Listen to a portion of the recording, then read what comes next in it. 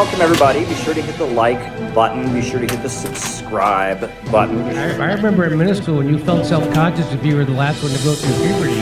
That really went topsy-turvy, didn't it? Sometimes the Hasbara, it's too much explaining yourself and it's too apologetic. Be sure to hit the notifications bell. I actually do believe Israel won't just bomb countless civilians. Be sure to tweet this out. Be sure to put this up on your Facebook. You have to be kind to people. Being kind is the guys in this mess in the first place. Put this up on your Reddit. Chile is a country. Be sure to cut and paste, a link to this to go into your favorite Facebook chat group. It's good to see so many normal people in here. Now, spanking isn't just my deep, dark personal secret. It's America's deep, dark secret. I've never seen it explained so simply anywhere. Put this on WhatsApp. Put this on Telegram. Put this on your favorite messenger app. Hello and welcome to the Untitled Anarchist Seagull channel. I'm your host, an Untitled Anarchist Seagull called Elise. And this is the stream where we are looking at who's on their bullshit today. Well, I mean, we know one person who is no longer on his bullshit. I believe I need say no more. But there are lots of other people on their bullshit. Some of them are on their bullshit over that. Now, we'd started looking at a podcast. I'm actually kind of curious to keep looking at it. It's a Harris campaign staff giving their takes on what went wrong with the producers of a campaign. Hi, Adam. How you doing? Muy buenas noches.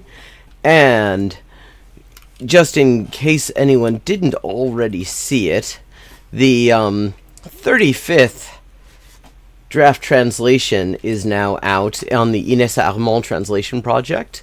There's the link in chat for anyone who wants to check it out. There are 36 essays and speeches in the collection I'm translating, and this is the second to last one. After that, there are her letters. There are a whole bunch of those, some of them quite lengthy. But we're almost done with essays and speeches, and in the meantime, I am now up to 4,008 out of the 8,500 total that I'm trying to raise to cover the cost of translating and editing all of this, and so any support for that is very much appreciated. We also have Tim Pool here is apparently going to be outraged over everyone's favorite scooter hire customer. I think maybe we might start out with that, actually.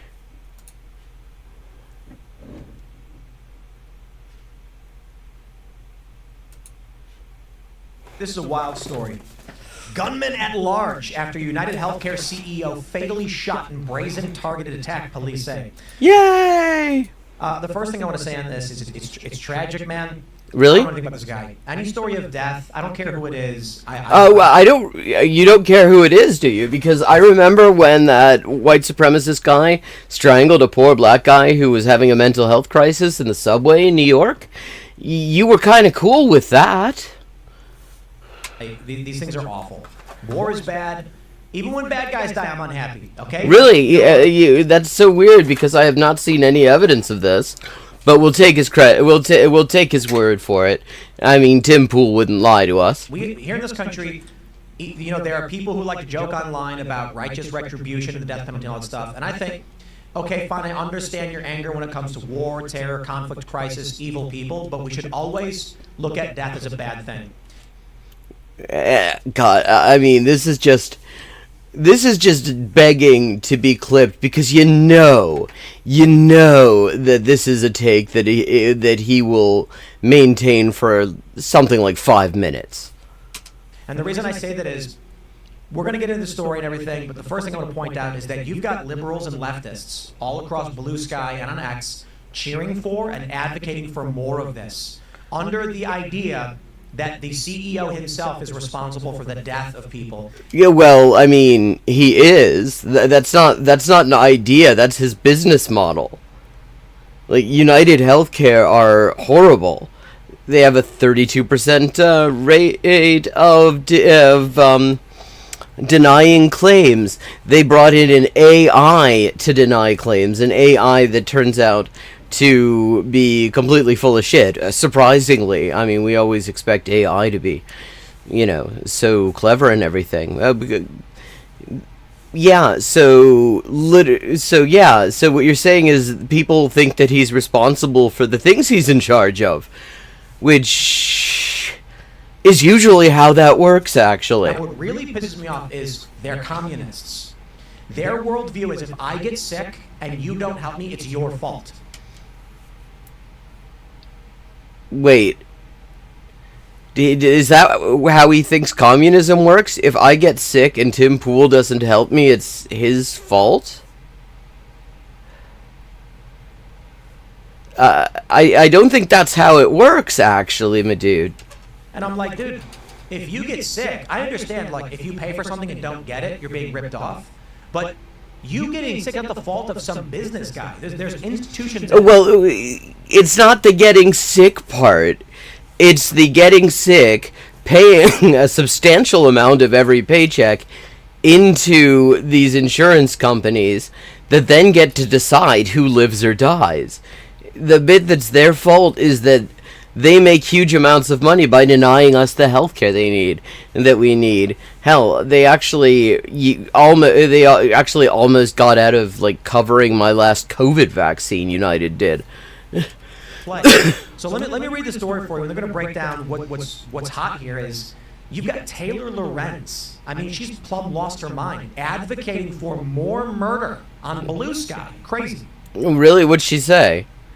You got a quote for us, Tim? CNN says, United Healthcare CEO Brian Thompson was shot and killed in Midtown Manhattan Wednesday morning in a brazen targeted attack as he walked toward the hotel hosting the company's annual investor conference. The investor conference where they drink champagne and celebrate how much money they've made by denying people healthcare they need.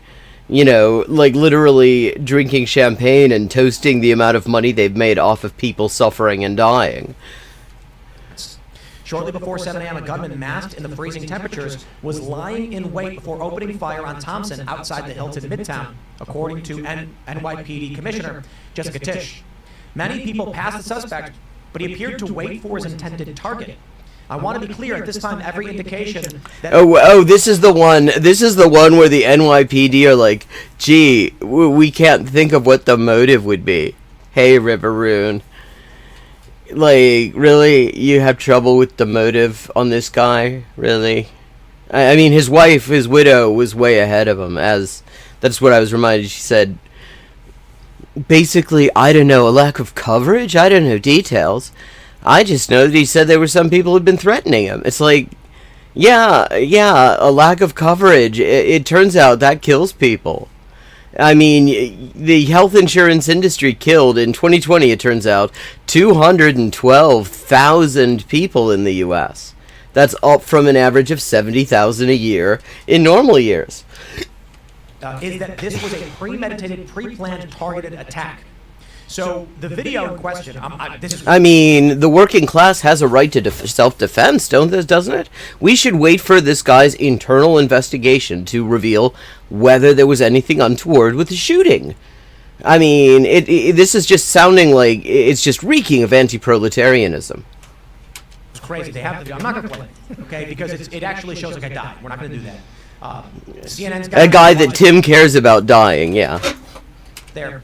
But the gunman's wearing a hood, a mask, a gray backpack, and he walks up with a suppressed pistol. I'm sure people who are watching it can identify what it is. Fires, chambers around, fires, chambers around. And at first, it was interesting because I'm not an expert on guns. So the chat can correct me on this one. They said that the news reported the gun jammed, and he kept having to clear it. A bunch of other people I see who were gun people on X were saying, That's not the case. It's that he's using subsonic rounds to reduce noise. Yeah, I mean, what I've heard is some people saying this might be what's called a well rod, which, if true, would be like, that's a fucking collector's item. That is a pistol that was invented by the, for the Special Operations Executive in Britain in World War II, with an integrated silencer and its bolt action. But I've also seen people say that there are other things about it that indicate that it isn't that, so who knows. Oh, enjoy the store. Which don't have the power to pull the hammer back and chamber around, so he's manually doing it. It's intentional because he's a hitman. So the speculation right now is one of two things. Well, I mean, I don't think that a hitman, a professional, is probably not going to do it in front of a million fucking CCTV cameras. I don't know. That seems unlikely. Big CEO. There was some scandal pertaining to a ransomware hack. They lost like $1 billion in this ransomware thing. Some people think it's related to that, and a hitman got called, and he made a move on this guy. I mean, his wife said that maybe... It's interesting, Tim didn't read that part of the article. He only read the first part. The part where his wife said, yeah, maybe it's that some people are pissed off because we denied them health care they needed. Others think it may be related to any one of the millions of people who feel wronged by a loved one who was not given their proper medical treatment coverage. Who feel wronged. Wow. It's interesting, like, I thought that Tim was just saying that it's horrible when people die and stuff, but it turns out that when people are killed by insurance companies, he can kind of live with it. They have gotten ill or died or become crippled. So a lot of people are saying, I bet it was a dad whose daughter got sick and they denied coverage and then he got revenge. And I'm like, dude, this is a professional. Well, no, it isn't. Wait, like, why the fuck would a professional do it that way? Why the fuck? Like, I mean, I'm sure Tim knows everything about fucking professional hits, but like, why would a pro do it in a way where they're going to be on camera and surrounded by a whole lot of people? Like, wouldn't you do it in a place where you did not have a whole lot of witnesses? The actual, like what you're saying about the way that the guy operated the firearm and stuff, it is likely that it was, if I understand correctly, the police report said that there were 9mm casings and a couple 9mm rounds. So that would lead me to believe. Also, he like wrote on the casings. He actually wrote on the shells. There is now merch inspired by what he wrote on the casings.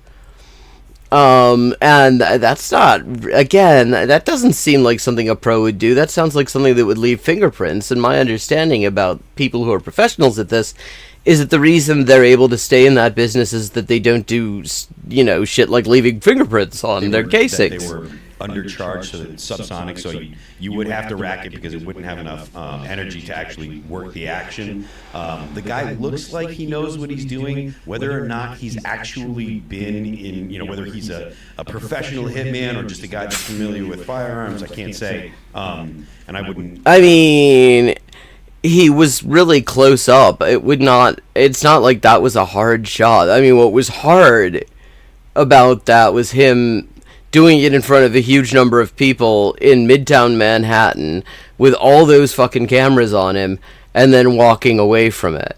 I mean, and also the Starbucks, assuming that's the same guy, which could be, could not be, same jacket anyway, but also probably not the sort of thing a professional would do, getting his face on CCTV camera at a Starbucks right before doing something like this. Yeah, I mean, but okay, Tim. I wouldn't make the assumption either way, but he definitely knows what he's doing. He's definitely very familiar with firearms. He knows exactly. A lot of people are saying subsonic rounds don't have the power to cycle that kind of weapon. That's why. I have heard people say that the right suppressor could do it, but I don't know. But the thing is, at any rate, he had a bike like across the street. So it was all perfectly premeditated, and there's still a manhunt underway. So that's why I think it's important to discuss the story, especially because if you're... Oh well, yeah, and don't be an Abercrombie and snitch. You're in New York. However, I mean, Tim Pool, of course he's gonna be. very clearly, I think it was a hit. I'm seeing a lot of comments where they're like, dude, this guy's in Colombia already. Well, I He got on mean, his bike, he changed. Why the fuck would he be in Colombia specifically? I mean, actually, if you were going for some place that didn't extradite, Colombia wouldn't be a great choice, actually. He was close to the backpack, hopped in, his buddy was waiting around the corner, he got in a nondescript white sedan. I mean, he's just making all this shit up now. Although, what's interesting is, what he's actually kind of describing there, in some ways, is very close to the MO of a network of neo-Nazis who did at least 13 murders of people of Turkish and Greek small business people in Germany between 1998 and 2011, and they did use bikes, which they then rode off to a caravan that they would get into and leave the area. And since the most people would see was the bikes, they were only looking for bikes. They weren't looking for a caravan. They drove to probably what's that? wait, did they say that he got into a sedan? No, I'm saying this is what people are assuming. No, this is yeah. So, what? Yeah, no. Fucking Incredible Hulk dude there. This is not an actual fact. This is just Tim making shit up, talking out his ass. Well, sway. No, they know he got on a city bike, and someone that was just scraping the data constantly was able to track where he went, somewhere where there's no cameras. And I thought it was Central Park. We actually, I believe we have the tweet in question. So this guy, he's coming blind, by the way. He says, I'm fairly confident of where the United Healthcare assassin escaped to. He escaped on an electric city bike, according to the police. I happen to continuously scrape city bike data every minute so I can see where the individual bikes go. The only northbound city bike, he says, the only northbound city bike to leave within 10 minutes of the shooting from any dock near the hotel went to Madison Avenue and 82nd Street. And then he mentions the bike number, and you can see that's where the assassination took place. It's right there. And then it rode up north. No, yeah, I mean, of course, the thing about New York is it's a great place to get lost in because there are kind of a lot of people there. I don't know, when you get to a train station or whatever, he goes on to point out more details here. The map would probably say if it was a train station, although there's never, I mean, in that area, there's certainly plenty of them, Midtown Manhattan. What's wild about it? Okay, so we get it. The responses from the left are advocating for this man's death. Well, no, nobody's advocating for this man's death because he's already dead. You advocate for something that hasn't already happened. We're just like, people are just celebrating it, I think is the word. In fact, if you've been on Facebook, the United Healthcare's official condolence notice there was getting the shit ratioed out of it. It was the last, okay, I mean, when I first checked it was 5,000 laugh reacts to a total of 3,000 care and sad reacts. And that the total number of care and sad reacts remained stable. But the laugh reacts, the last that I saw, went up to 74,000. And then Facebook decided to take a step I'd never seen them do before. Maybe they've done it before, but this is the first I've heard of it. Of hiding the reacts so that you can't see, because so many people were sharing the memes with the ratio on it. They hid the reacts so only United can actually see how many of them there are. And this is just, I mean, the reason Pim Tool over here is so freaked out is this is a moment where working class people see each other. It's like when Thatcher died and the BBC and the rest of the media tried to go out of their way to show some air of a nation in mourning. Everybody, we may have, even those who disagreed with her, respected her in the end and that sort of thing. And they went out to the street to do vox pops, and people were spontaneously partying in the streets, celebrating the fact that she had finally popped the clogs. All over the country, all in England, in Wales, especially in Ireland, And there was so much of this that it was impossible to impose the narrative that people were sad about this.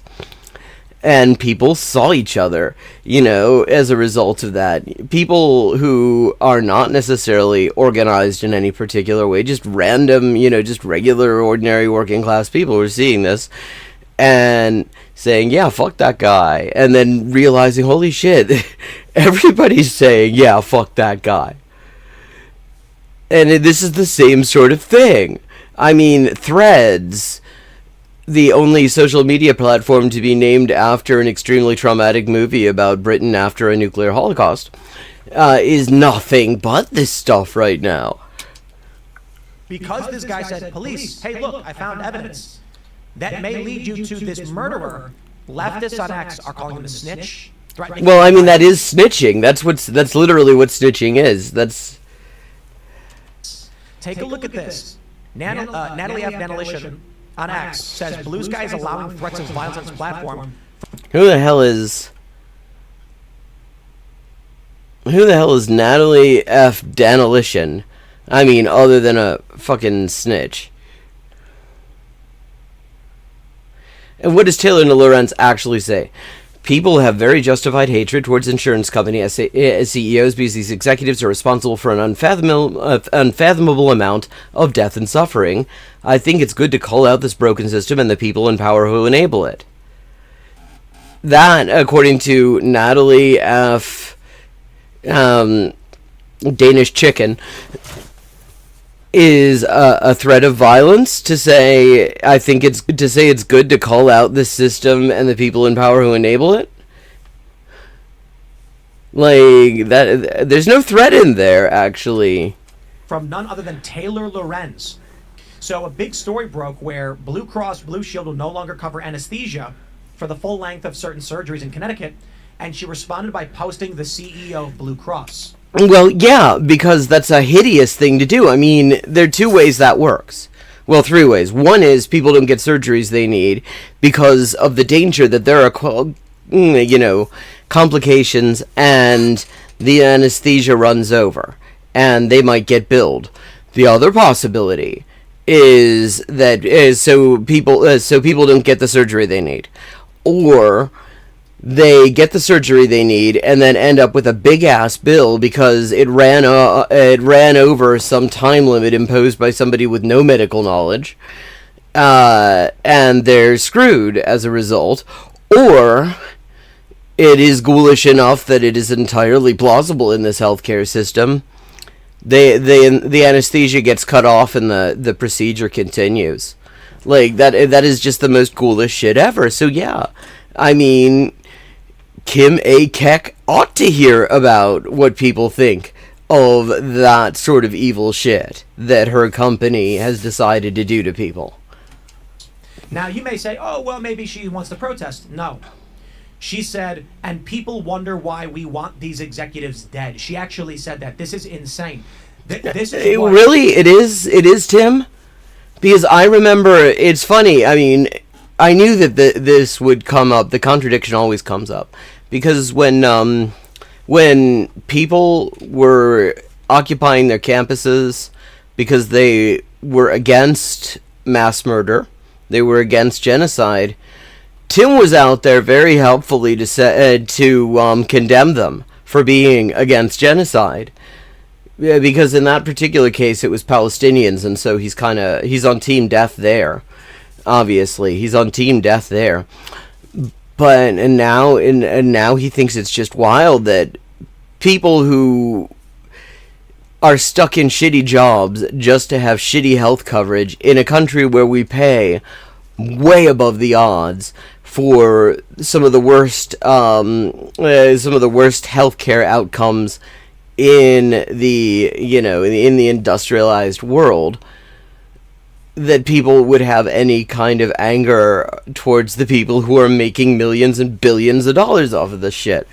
We have been fighting against for a decade. When we say the woke people are nuts, they're violent and they're dangerous. It's hilarious because you have like literal neo-Nazis on. People like that, they should not be tolerated. Yeah, see, neo-Nazi's cool. The Subway Strangler, great guy. He's a big fan. Kyle Shittentraus, no problem with him. But the woke people who can't find it in our hearts to be sad about some asshole insurance company CEO who has the blood of hundreds of thousands of people on his hands, that should not be tolerated. I think that it's going to be tolerated on Blue Sky. No, I'm saying like, I agree. Yeah, I mean, remember, this is the guy who, for such a long time, was the guy who was against the censorship. He was totally against censorship. Then people started banning books in schools. His people started banning books in school, and he's like, yeah, actually, I'm team censorship. And now he's saying, but, they still would, complain about big tech censorship because big tech doesn't algorithmically boost them as much as they'd like, and occasionally enforces their TOS because they have advertisers, and their advertisers don't want to have their ads show up alongside just Nazi shit. And they're pissed off about that, and now here he is calling for big tech censorship.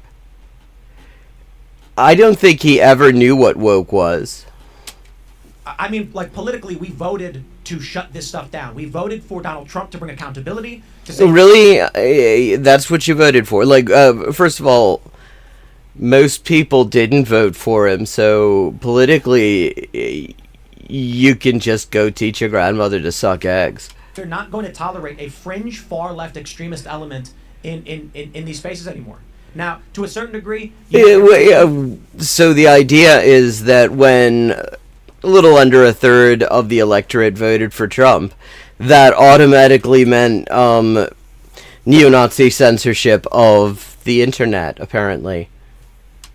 But when you cross over into advocating for, or I should say being careful here, if you are directing or party to planning to commit harm and advocating that's for these things, literally nobody he's talking about is party to any of those things. Saying, yeah, I think it's good that asshole's dead does not make you a party to it. Saying, I can understand why, people would wish death on health insurance company CEOs is not being a party to it. That's not how that works, Tim. There are varying degrees of repercussions that I believe you should face. I mean, look, man, I think that the law is a valuable tool that we have in these United States, and I do believe that what Taylor is doing there could be construed as illegal. I don't think you want to apply that standard across the board. Because Tim Pool would be locked up right now. Hey, Hail Satine. So, I wouldn't have a problem with if the police gave a visit to Miss Taylor Lorenz for advocating. Yeah, I mean, okay. The reason they hate Taylor Lorenz, remember, is that she interviewed Chaya Reichik, a.k.a. Libs of TikTok, who calls in bomb threats to children's hospitals. And Taylor Lorenz humiliated her in that interview. She showed that she had absolutely no coherent worldview except just straight up bigotry. Now, Libs of TikTok openly incites violence. Her channel, I mean, if you wanted to make an argument that somebody's social media posts made them a party to violence, she literally points out people and says, yeah, target them, and they get targeted, and she knows it. She because it keeps on happening. But Taylor Lorenz is the one they feel should get a visit from the cops. Eating harm to someone. Saying that this is why I wish someone was dead is very different than advocating for someone. Yeah, this guy, Moonlord, gets to be the voice of reason here. In this instance, putting up her face. Yeah, I mean it's legal. No, but all she said, she didn't actually say. She said, and you wonder why we wish these people were dead. So here's I mean, do you not realize that people are thinking this? That's what they're pissed off about. they wanted to pretend that people weren't thinking that, because they want to pretend in the fantasy world of the propaganda system that they're a part of. Everybody loves the healthcare system, and that's why no one in the political class is seriously talking about getting rid of this shit. In the reality, the health insurance industry is easily one of the most hated industries in the country. Their approval rating is in the single digits. Overwhelmingly, people would love to have a healthcare solution. I mean, and this is something they say in polls for years and years and years and years and years. That completely cuts these companies out of it because they offer nothing and they make life a misery.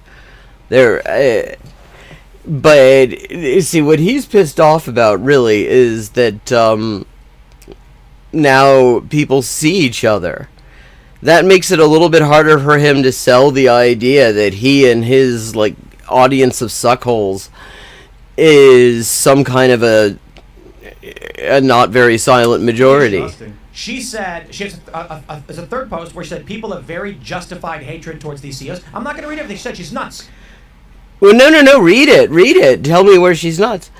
Because these executives are responsible for an unfathomable, I don't know why I'm having trouble with that word. I never have trouble with that word until now, apparently. For an unfathomable amount of death and suffering. As someone against death and suffering, I think it's good. See, she's against death, like Tim said he was. I think it's good to call out this broken system and the people who are in power and enable it. Read the whole thing. Show us where the incitement is. She then says that she personally wants them dead and then posts That's not what she said. the image. So, no, hold on. I'm not saying she should go to jail for it. But I'm saying there's a degree of repercussion you could face where it's like, I'm okay with banning people from social platforms. Oh, are you now? Who are doing things like this. Granted, It was so like libs of TikTok, for example, and ending all. on Blue Sky. Blue Sky will ban you for using the wrong pronouns. Yeah, you mean for using slurs and harassing trans people? They're going to allow her to do these things. That's nuts. Yeah, that's so fucked up. You're not allowed to harass people on Blue Sky, but on the other hand, you're allowed to express your absolute contempt for the murderous CEOs and shareholders of an industry that kills a couple of 100,000 people a year and makes billions of dollars doing it. Literally just yesterday banned me because I said she's a national treasure. She's a treasure. She blocked me because I took a post that she said on Blue Sky and I put it up and I was like, she's hilarious or something like that. Something innocuous. Yeah, because you're the fucking poster child for blocking people. You're seriously, all the creepy DMs, this is the picture. He is if you remember that episode of Star Trek The Next Generation, where all the evil in this world, it coalesces and it becomes this oil slick that kills Tasha Yar. Well, if all the shitty, creepy, vaguely threatening, bigoted, direct messages from social media all came together and became a living entity, this is what it would look like. She blocked me, but then the crazy woman goes and starts alluding to positive messages about harm to other people. She said, no, she was actually saying she's against harm to other people. That's exactly why she does not like these insurance company CEOs, because they do harm to other people. Horrible person. I honestly horrible person. This is just her trying to be like a shock jock now, where she's kind of. The thing about being a shock jock there, guy I've never seen here and I don't know his name. The thing about being a shock jock is you have to shock people. Nothing she said shocks anybody. Everybody is saying this. I mean, that is the wild thing. You have just completely mainstream, middle of the road people, not in any way politically radical libs, just ordinary libs looking at this, seeing this and saying, ha ha ha, serves that motherfucker right. She's not saying anything that shocks anyone, and it certainly doesn't shock you, because you're surrounded by people who have wished death on people for just existing. Out of relevance, and knows that she wants to just tread the line of the First Amendment as much as she possibly can, just so We talk about her. She goes to the front of Blue Sky. People know about that. Don't you think that she believes it, though? Don't you think? Because my sense is that she's actually a leftist, and leftists believe that people that make too much money are evil. Like, that's... Well, the point is, you can't accumulate that kind of money without doing evil shit. There's not a lot of debate about that. Well, yeah, I mean, because the thing is, when a handful of people accumulate most of the money and the shit, that means a huge number of people are going to be deprived. You're dealing with the far left. They believe that you are a bad person for making too much money. And I don't follow her too much, but isn't she the person that got she doxed the other girl and then got... No, she didn't, actually. That's not true. In fact, what happened was... it's funny, he's bringing up libs of TikTok, Chaya Right Chick here. And the thing is, actually, no, she did not dox anyone. That information had already been made public by accident by somebody else. But, I mean, since you're talking about doxing, that is what Chaya Right Chick does. And people get bomb threats after she does it. People get fucking swatted. Very, very upset people are coming as the infamous crying. That's her, right? She has done similar things to that, yeah. So then I kind of feel like this would be the perfect thing. I'm not saying she's playing 5D chess necessarily, but what if she's out there just saying, let me say these astronomically insane things that are just terrible to... But she hasn't, though. She hasn't said anything that is even outside of, the popular Overton window. Or a fellow human, then later on it's like, oh my god, when everybody calls me out, I'm the victim here, and it's just... Well, he's describing the Chaya Right Chick character arc here. This is exactly what Chaya Right Chick did. For a while, she was able, from a place of total anonymity, to incite violence against just queer people in general, providing all sorts of information about where to find specific people and to target them. And, yeah, then it turned out her name became public, actually, not because of Taylor Lorenz, but because of somebody else in advance of that. And she cried about how this is going to make her life so hard, because now there will be, consequences, maybe, except there haven't been. It's this new cycle that she gets where she becomes relevant again. I mean, personally, I don't have a problem with the word evil. I think that capitalism is evil. I think that there's a materialist critique that also has to be made that goes beyond that moral critique. And yes, they are living in a fantasy world. In fact, this is all world building for their dickhead audience. Producing absolutely nothing for the Again, cycle. I can't see inside of her heart. I don't know what. Wow, I'm shocked. He can't see inside of her heart. What she intends, but it's my belief by reading past things that she said and knowing the left that at the as he totally does. I'm sure he knows the left really well. very least, she does think that rich people are bad. I mean, I don't know enough about Taylor Lorenz's politics to even make that assumption. Maybe she does, maybe she doesn't. But, I mean, accumulating that kind of wealth and with all the suffering that comes from that accumulation, yeah, that's not a good thing. It's a shitty thing. It's a shitty thing to do. It's a shitty system that is based on doing that. Like, you are morally wrong if you make too much money. If you accept the position that makes too much money. I mean, and it's not about the quantity of money so much as the fact that the people who are making that kind of money are doing it not because they actually do any kind of actual work, but because they own stuff. They're making money because their money is just going off and having young. Makes too much money. That's a very common perspective on the far left. It's the whole reason. He understands us. He understands that we aren't fans of the rich. The communist revolutions all over the world, and those are as bloody as you can get.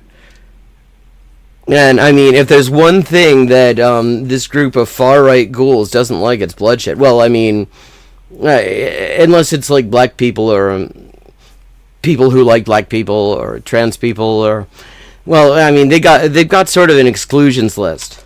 Right. The reason that communist revolutions happen is they believe that the bourgeoisie have stolen from the proletariat by having all the money that they have. And I don't ascribe to that worldview at all. You haven't even accurately represented it. I mean, I will say that is way better than I would have expected anyone on the PIM Toolcast to get it. Like, even knowing the difference between bourgeoisie and proletariat, I mean, wow, better than expected. But there's a little bit more in there than that. Oh, I believe that the pie grows, and some people get outsized portions of it, but when the whole pie grows, everyone benefits. So the more except when you're saying that some people are getting outsized portions of it, and that is invariably not the people who are doing the work that made the thing grow, then those people are not benefiting. They're actually getting screwed, because they're creating all of the wealth, and they're creating more wealth, and their share of it is not going up proportionally. In fact, I mean, I mentioned that there's a chart. If you look at non-managerial real wages and worker productivity, United States, since 1973, you'll find non-managerial real wages are practically a flat line. And fucking worker productivity is something like a 45-degree angle, actually even higher in some places. What that means is you're actually getting screwed more as the fucking pie grows. Yeah, capitalism is a little bit bloody. Or successful an economy is, the more benefits everyone that lives in that economy will enjoy. Well, what does it mean for an economy to be successful, though? People that are on the left tend to believe that the pie is static. It doesn't get bigger. So the larger portions that other people are taking, the less. Well, leaving aside that we're already talking about this like metaphorical pie, we're in a world of metaphors. But at any given time, there's only so much to go around. And if somebody's taken more of it, even on the assumption that it is possible to create more, even though actually, the world is kind of finite, there is only so much stuff. There are only so many resources, and we're actually kind of up against some hard limits right now.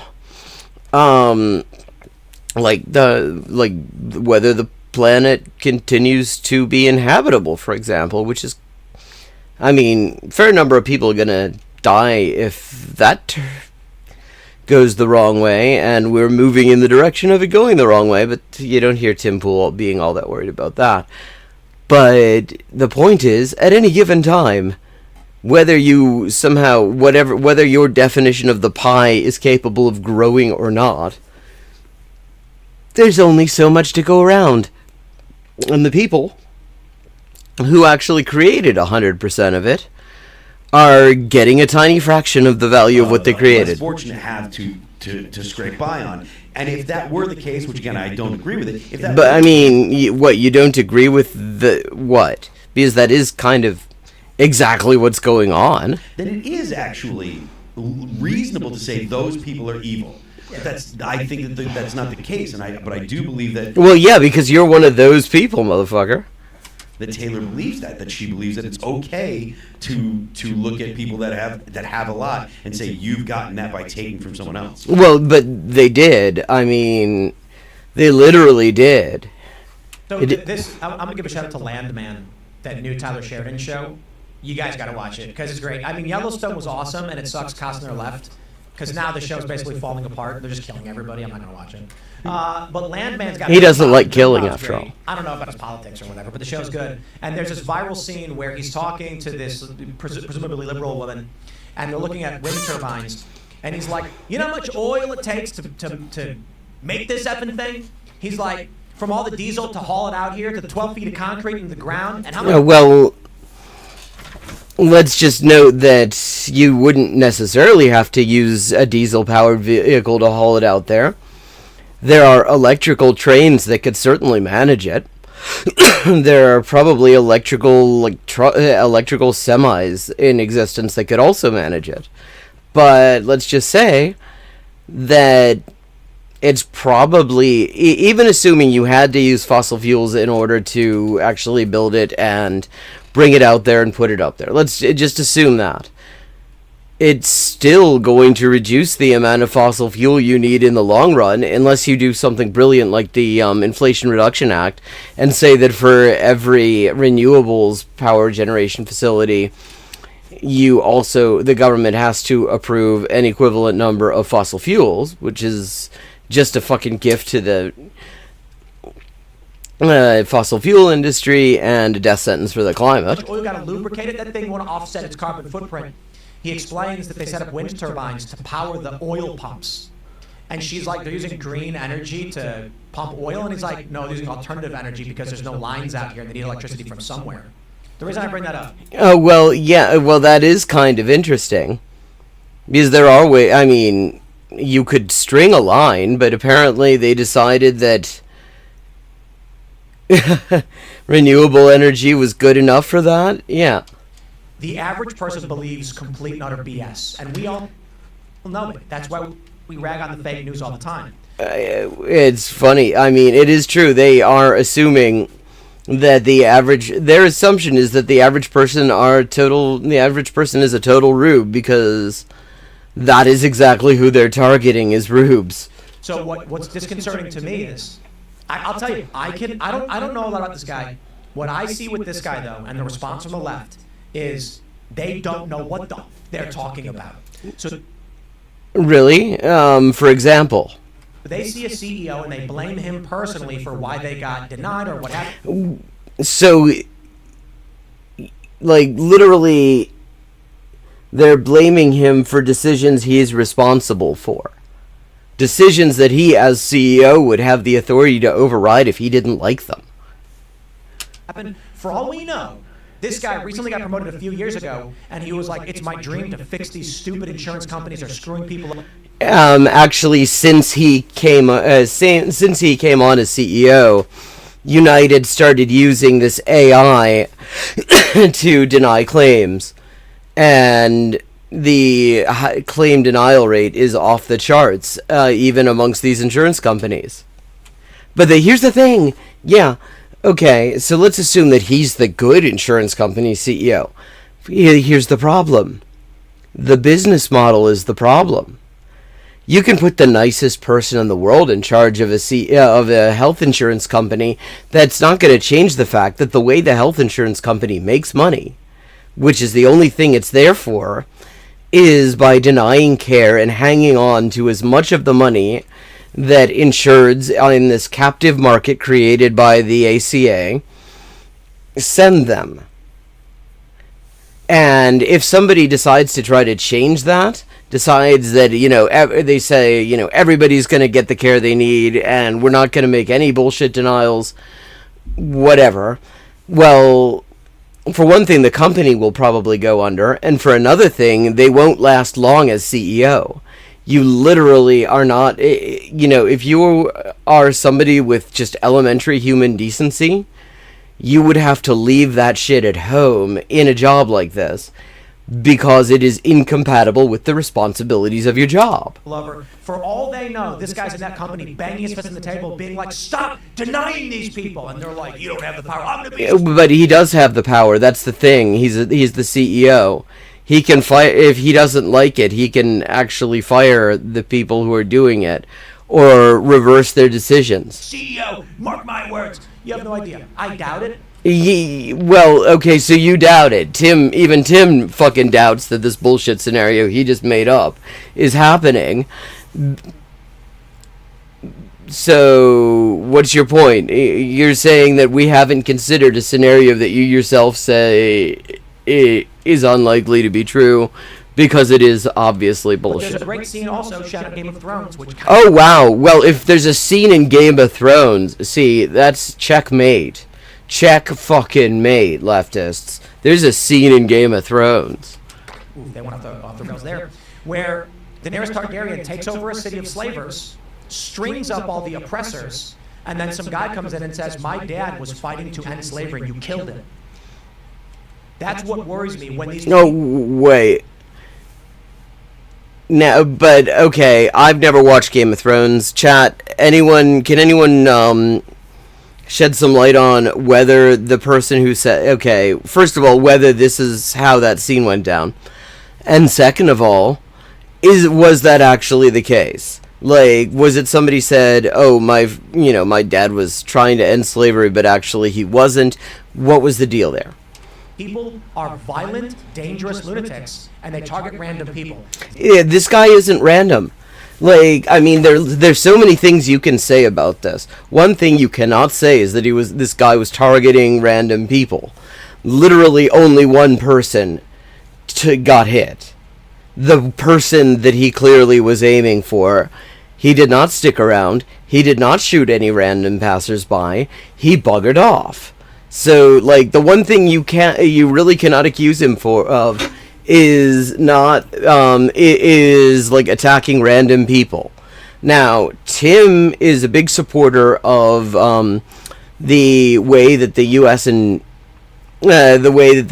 Israel will just drop huge amounts of explosives on densely populated areas. He's a big fan of that. He will platform a neo-Nazi and on the same show accuse you of anti-Semitism for thinking it's bad that Israel does that.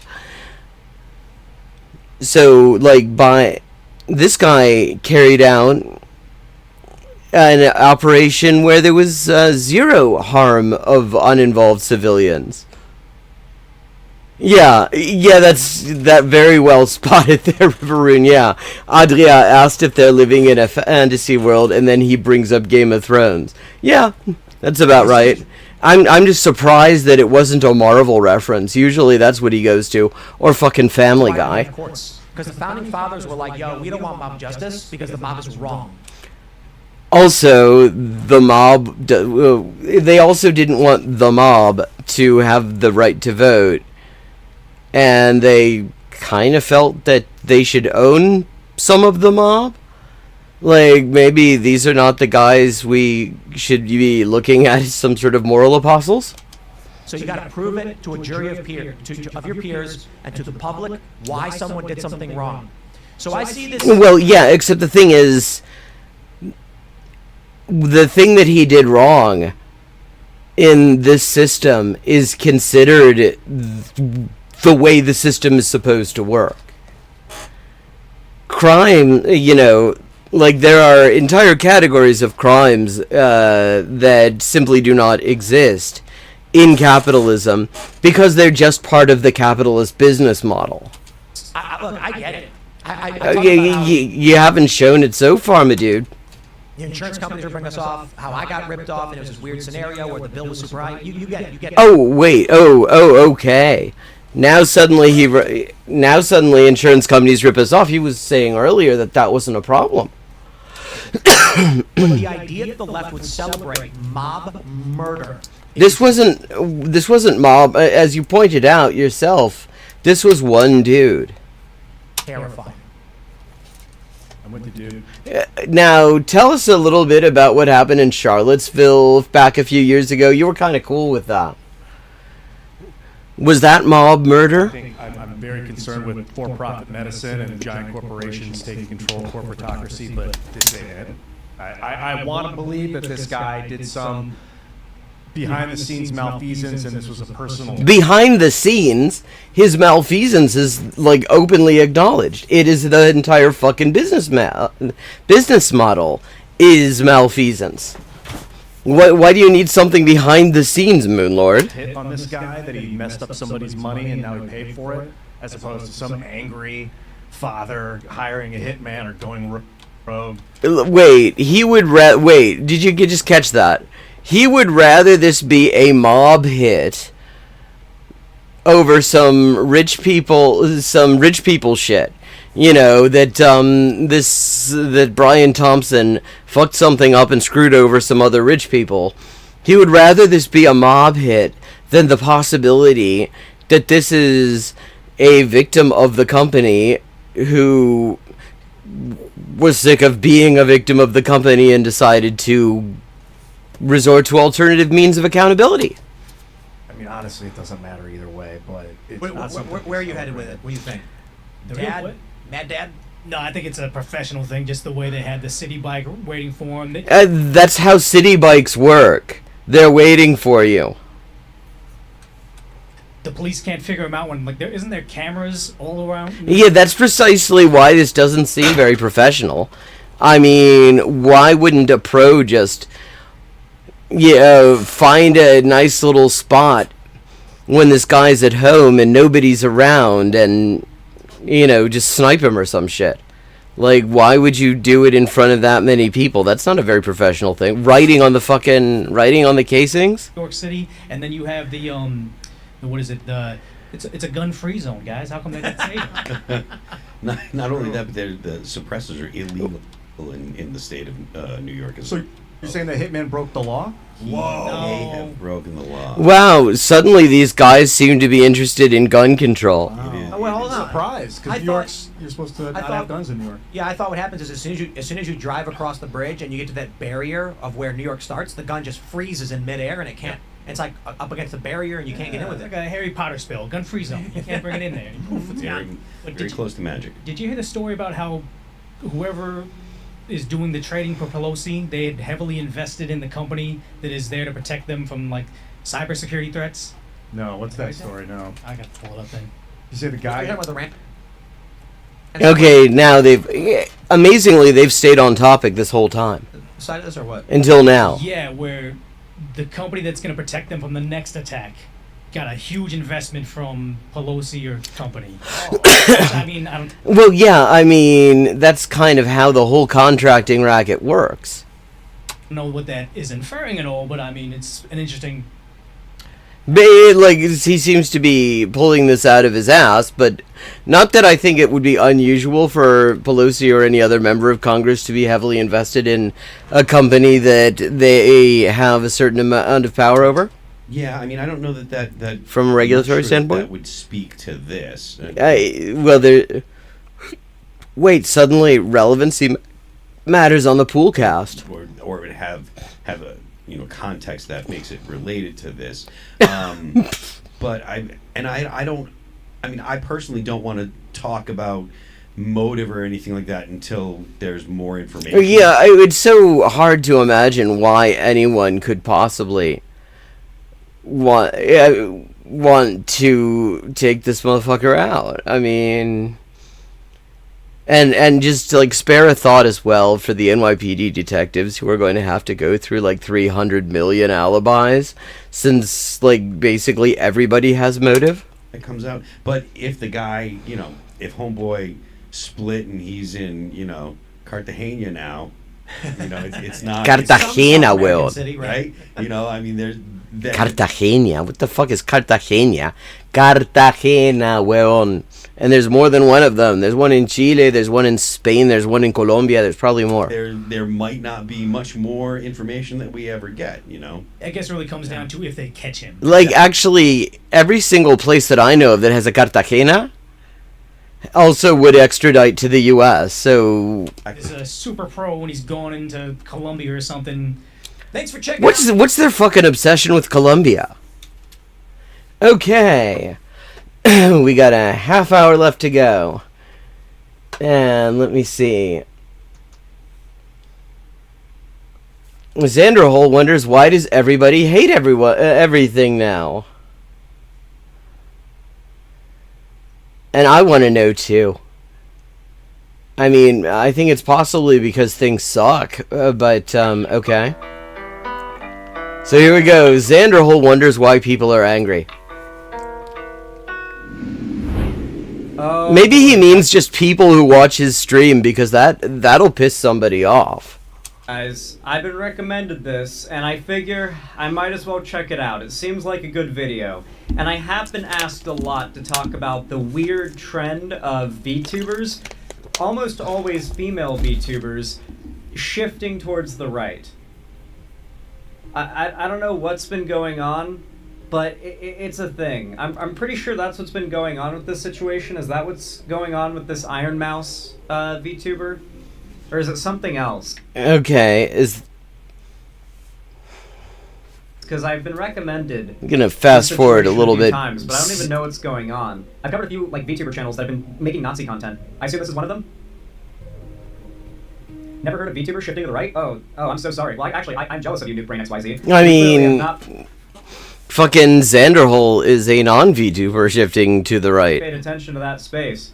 Yeah, no, the VTuber space is quickly becoming like full of pick-me anime girls that are like making jokes about the JQ and stuff. Like that is rapidly becoming the face of the VTubing space, at least as far as I can tell. Read my comment. No, it's not about right YouTubers. It is because I know the vid, but it's also him calling out stupid hate for someone a person don't watch. Okay, well, I was recommended I check this out, so let's see what the situation is. I guess maybe Iron Mouse is not a Nazi or whatever, not a conservative or whatever, I don't know. I've just been asked to talk about the situation. I don't know what's going on. I don't follow VTuber stuff, so let's fill my brain. It's so refreshing to hear him acknowledge, at least in one situation, that he doesn't know what's going on. I mean, he could say that so many other times. But I mean, he saves that for the really important shit. You know, not Palestine, say.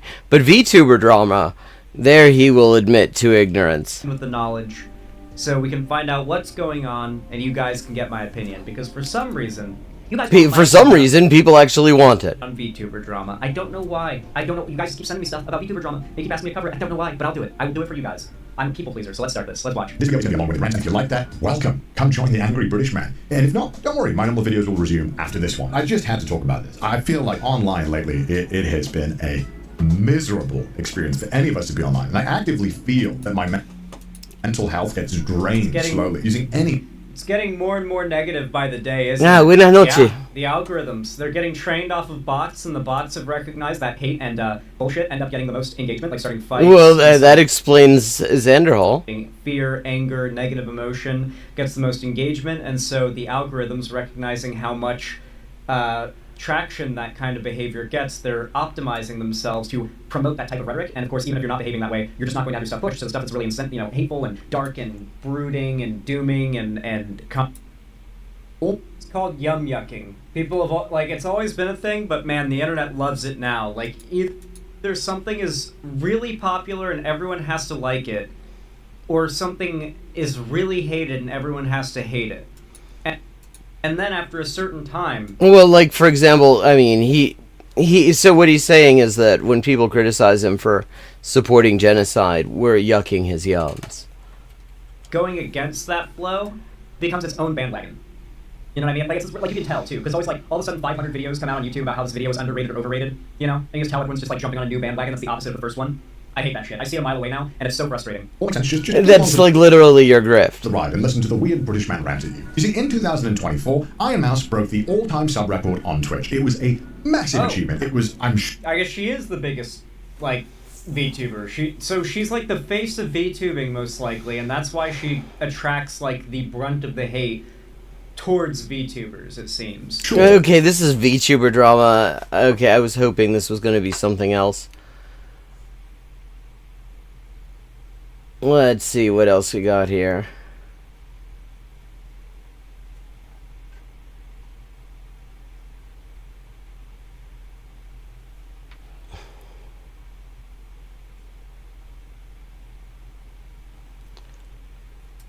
Okay, let's check this out. I've been curious about this. This is... Welcome to Pod Save America. This is that fucking podcast. I'm Dan Pfeiffer. We have a special show for you today. I am here in Washington, D.C., where I'm about to sit down with the leadership of the Harris Walls campaign for their first interview about what happened in the election. Last week, Michael Tyler, who's the communications director of the campaign, called me and said that they were ready to speak. And they wanted to have a conversation. Fast-forwarding intro. I've done an interview since the election. They don't pretend to have all the answers here. There's way more to cover than we possibly cover in one So podcast. these are the people whose fault that campaign was. This is the beginning of a conversation about understanding what happened in 2024 and learning the lessons that Democrats are going to need going forward. Joining me here in the studio in Washington were Dale Dillon, who ran the Harris Walls campaign, Quentin Folks, who's the deputy campaign manager, who oversaw paid advertising, Stephanie Cutter, who oversaw messaging communications, and joining me, Zoom, is David Plouffe, who consulted on all of it. Thank you for doing this. Very much appreciate you having this conversation. So, you managed to blow like $1.5 billion on fuck all. Tell us how you managed that. With us here on Pod Save America. Just a level set, Jen, and I'll start with you. How did you feel going into Election Day? And at what point did you have a sense that things were beginning to break Trump's way? Was there a county result, something about the turnout? It turns out, like, internally they had polling all along that says that said that they were losing it, which was... Like, was there a moment when you sort of understood that how it was going to end? Well, the truth is that we really thought this was a very close race. We talked about the entire time we saw it as a margin of error race, almost the entire time the vice president was in the race. And we knew we had to have strong turnout on Election Day. We saw early vote really ending strong for us, and saw the types of voters we wanted to see turn out. But we expected this to be close. We also expected that Florida was going to come in a bit better. Virginia, we knew was tracking to being, that we were going to be ahead, but that we would be ahead by less than we were in 2020. So we were expecting to see that. Okay, we also did anticipate that the night would go. Gonna skip ahead and try to find where they start talking about what went wrong. This is Biden-Trump 1.0, which is obviously pretty catastrophic in terms of where the race stood.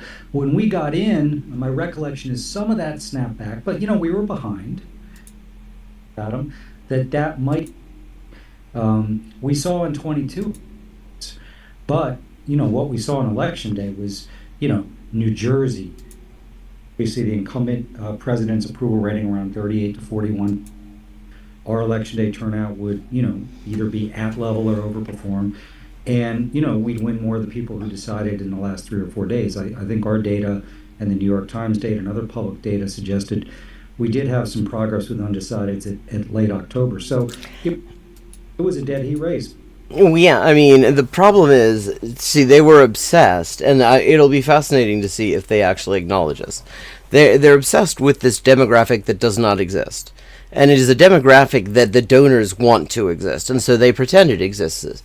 Namely, these moderate right-wingers who want all the Trump shit, but would vote for it coming from a Democrat. Oh, yeah, I was thinking about that particular VTuber as well. But, at the end of the day, the political atmosphere was pretty brutal, and that's not an excuse. You had right track, wrong track, I think 28-72, about 70% of the country saying they were angry. I wonder why. And dissatisfied. You had Trump's approval rating on his first term, frustratingly high, 48 to 51, depending. Which is fuck all, actually. On the state. I mean, yeah, that is actually rather surprisingly. I mean, that's actually surprising. It was also much lower at times as well. I mean, he is a historically unpopular figure. It took a lot of skill to lose this. Obviously, the incumbent president's approval rating around 38 to 41, depending on the state. And, I think the economy and inflation still driving a lot of votes. So, hey, now, here's the teetotalers drinking game. If they mention the genocide in Gaza, drink. I think you will stay sober. Challenging political environment. The fact that we got the race to dead heat was positive. But see, this is wild because, again, the fact that they were dead heating somebody as just massively unpopular as Trump, they should not be patting themselves on the back for that. That should be concerning. That should be concerning. Like, no, that's not a positive. You don't. If you draw even with Scunthorpe United as a Premier League side, you don't pat yourself on the back. You ask what the fuck went wrong. Boy, it was slow moving, and I think we were focused on 7 states. That's our windshield into the world, the battleground states. But what we saw on Election Day was New Jersey and California and Connecticut and New York, massive shifts.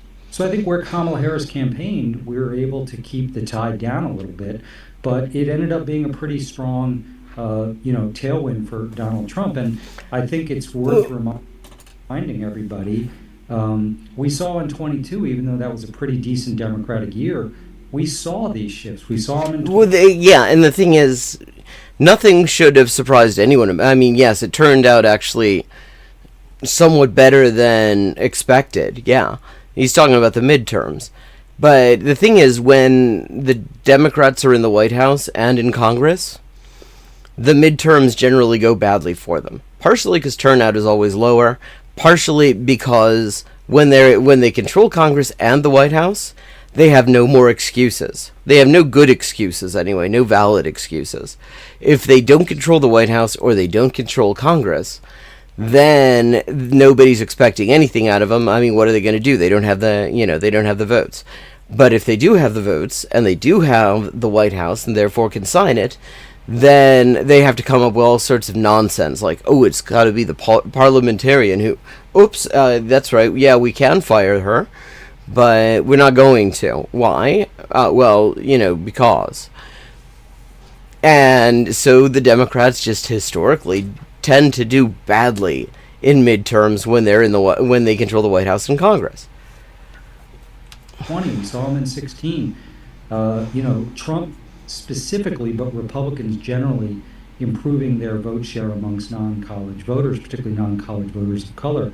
And this was a surprise. Yeah, the thing about vote share, particularly when you're talking about as small numbers as that latter group there, is that abstention can account for all of it. Because Kamala Harris actually did, I think, better with senior voters than I think a lot of people would have thought. So, margin of error rate. That is better than a lot of people would have thought.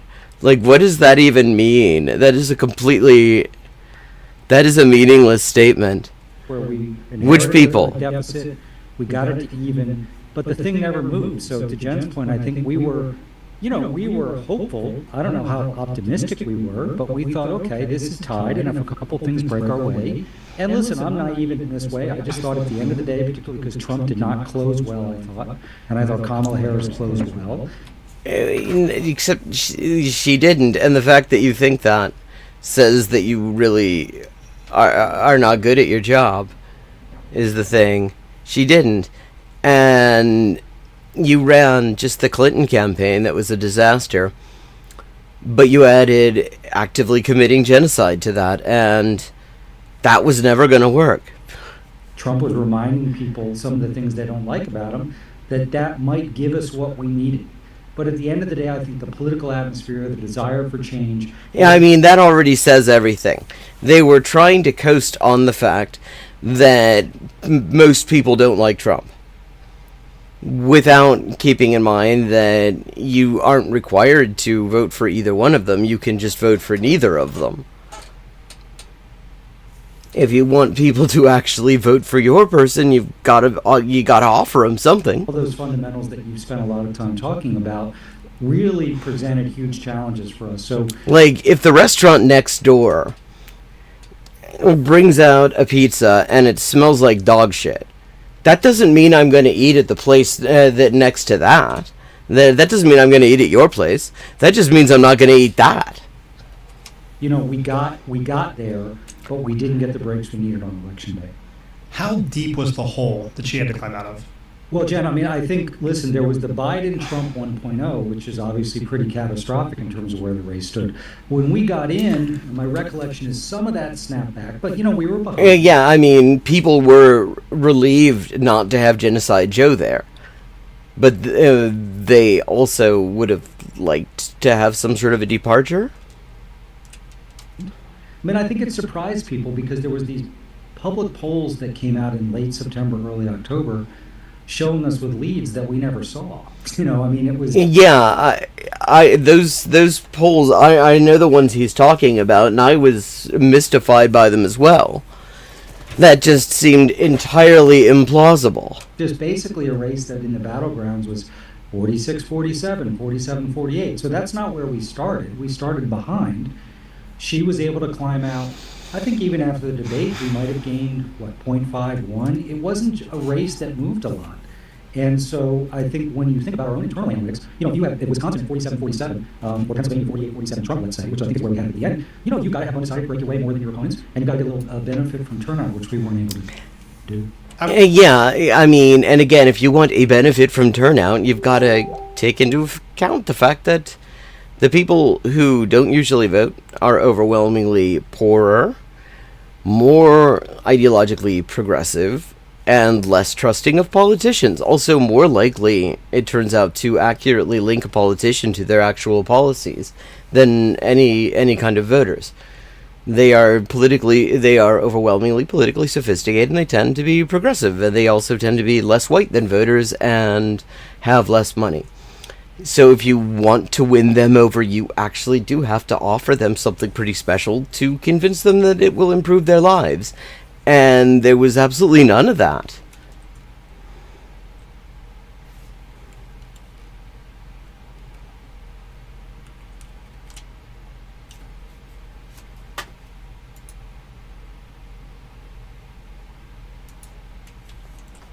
Obviously, the defining event of this race was the candidate switch, and every decision.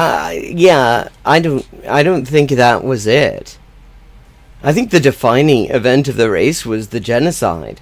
In fact, I mean, there was polling that, I mean, I keep on bringing this up, but I mean, it is important, that showed that just coming out in favor of cutting off the weapons to Israel to stop the genocide would have resulted in double-digit margins for Harris in a lot of key states.